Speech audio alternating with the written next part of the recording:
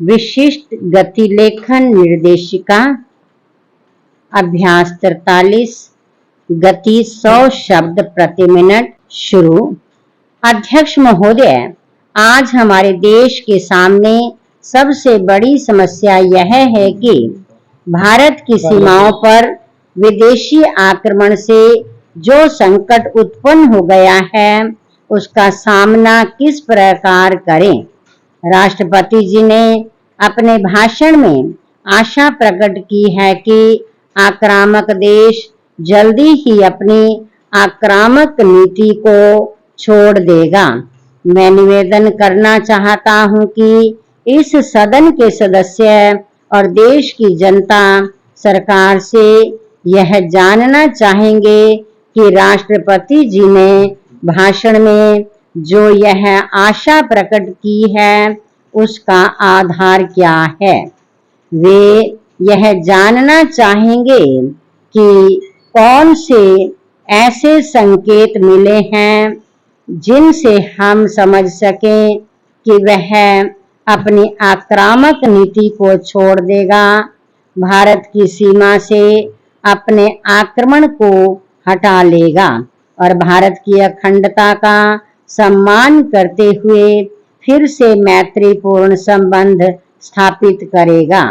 पिछले कुछ महीनों से जो घटनाएं घटी हैं और आक्रामक के साथ अधिकारियों के स्तर पर जो वार्ता हुई है, उनसे इस प्रकार की आशा का कोई आधार दिखाई नहीं देता है।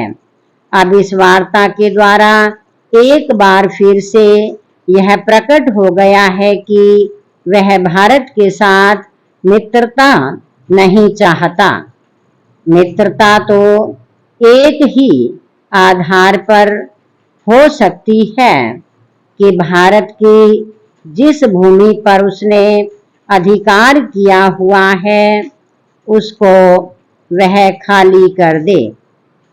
मगर ऐसा करना तो दूर रहा, हमारी भूमि पर वह अपने दावे को बढ़ा रहा है। अधिकारियों की रिपोर्ट से यह स्पष्ट हो गया है कि उसके इरादे अच्छे नहीं हैं। पैरा। श्रीमान हमारे प्रधानमंत्री जी ने यह आशा प्रकट की थी कि हम शांतिपूर्ण समझौते द्वारा इस समस्या को हल करेंगे। मैं यह जानना चाहता हूं कि समझौते के लिए गुंजाइश कहाँ है। वह अपनी जगह पर दृढ़ है और अपनी शक्ति से हमें दबाना चाहता है।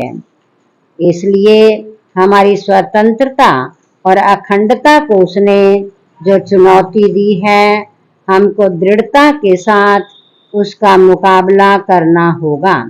राष्ट्रपति जी ने अपने भाषण में कहा है कि सरकार की नीति शांतिपूर्ण किंतु दृढ़ है। मैं चाहूंगा कि इसकी थोड़ी सी व्याख्या की जाए।